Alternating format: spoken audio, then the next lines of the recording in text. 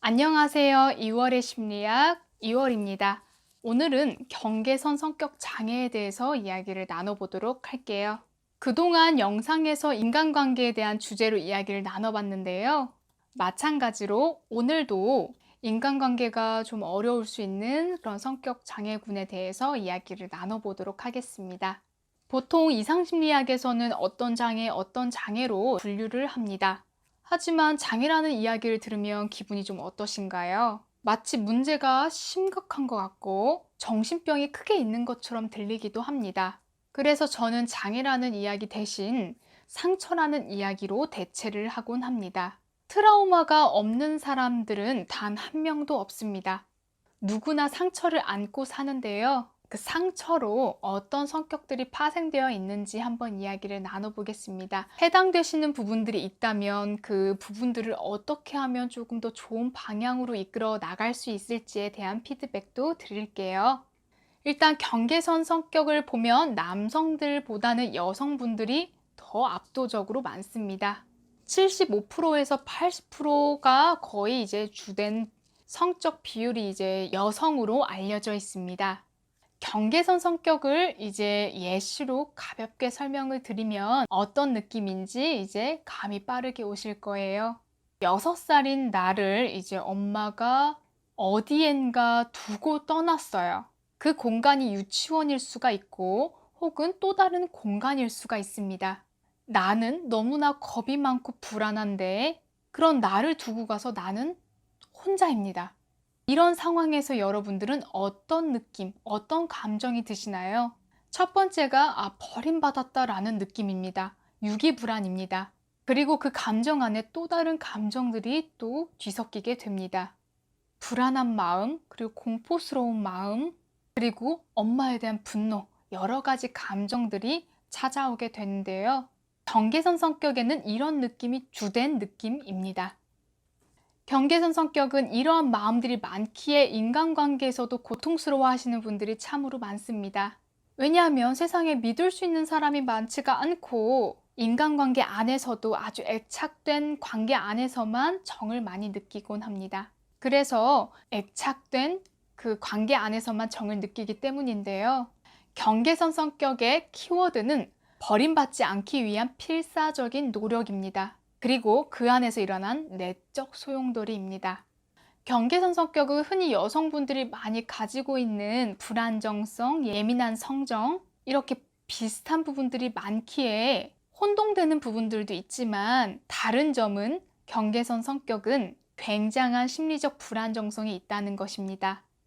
이미 버림받았다는 느낌이 있기 때문에 버림받을 수가 없는 것이지요.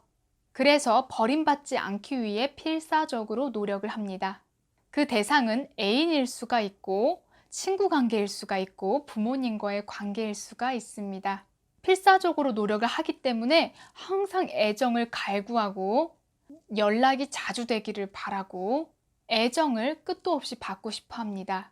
특히 연인 관계에서 그런 모습들이 두드러지게 많이 보여집니다.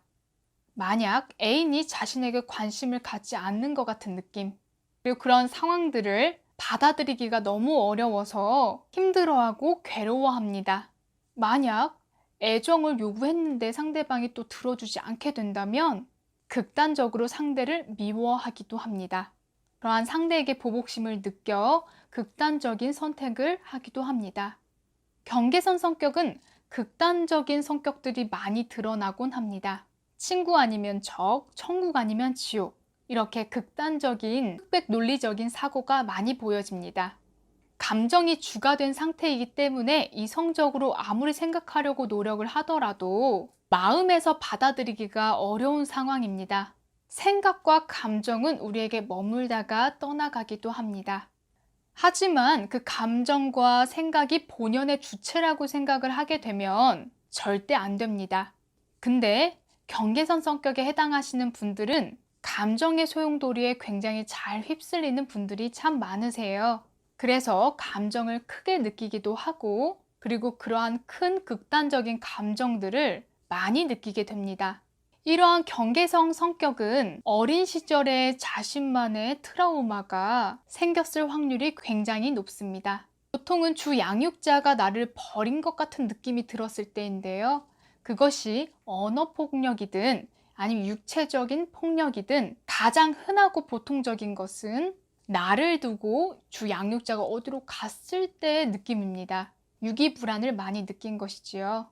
그래서 버려졌다라는 공포가 어린 시절에 많이 물들어 있습니다.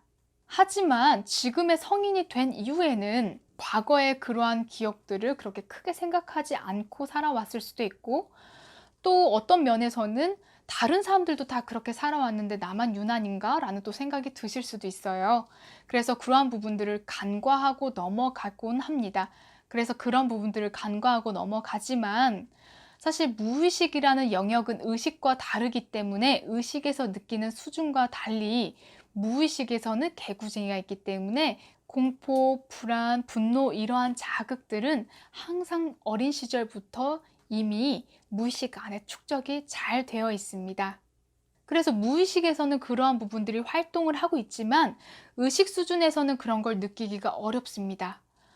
그런 무의식을 때로 느낄 때가 보통 이제 술을 먹고 나서의 내 모습이 어떤지, 내 주사가 어떤지를 파악해서 내가 어떤 무의식을 가지고 있구나라는 것을 탐색하기도 하고, 때론 내가 생각해도 이해할 수 없는 그런 생각과 감정을 느꼈을 때 내가 왜 이러지라고 느꼈을 때 무의식을 파악할 수가 있습니다.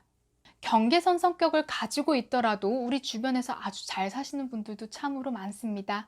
하지만 본인이 느꼈을 때 너무 힘들고 지친다라는 마음이 드신다면 상담도 필요하다고 생각을 합니다. 이러한 경계선 성격을 완화시키기 위해서는 어떠한 노력들이 필요할까요? 경계선 성격을 가지신 분들은 아이러니하게 내가 버림받는 것에 대해서 두려움을 갖고 있다라는 인지가 사실은 부족합니다.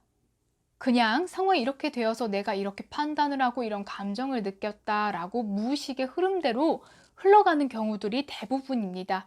그리고 상황이 어려울 때쯤에 왜 내가 이렇게 되었을까라고 느끼지만 그땐 너무 늦어버리게 되는 것이죠. 그래서 이러한 문제를 해결하기 위해서는 스스로 인지하는 것이 첫 번째입니다.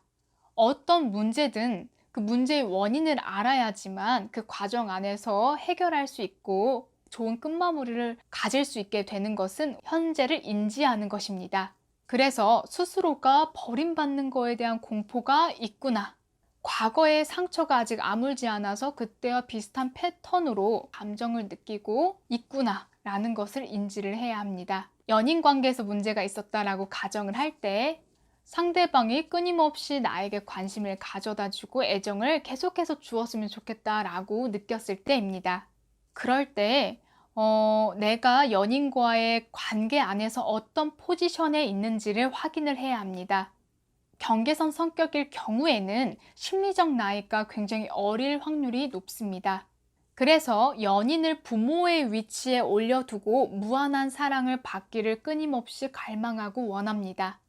하지만 객관적이고 이성적으로 생각을 해봤을 때 연인 관계는 동등한 관계에 서로에게 도움이 주는 관계이기도 합니다. 계속해서 포지션을 어린아이에 두고 무한한 사랑을 받기 원하고 그것들을 이제 연인에게 책임감으로 주게 된다면 그 관계는 어느 순간에 관계 안에서의 악영향으로 오기도 합니다. 그래서 스스로가 포지션을 성인의 위치에 조금씩 끌어올릴 필요가 있습니다.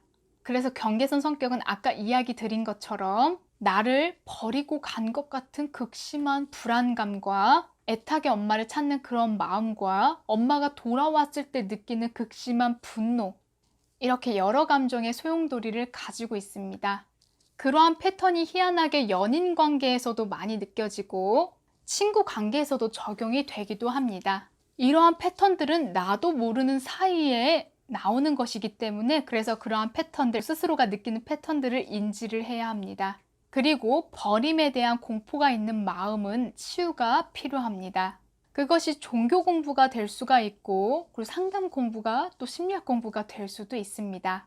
스스로 얼마나 사랑받을 수 있는 자격이 있는 사람인지를 알아야 되는데 계속해서 증명을 하고 있습니다. 그 증명은 나는 버림받지 않을 거라는 증명을 계속하고 있는 셈이죠. 그러한 증명은 사실 무의미합니다.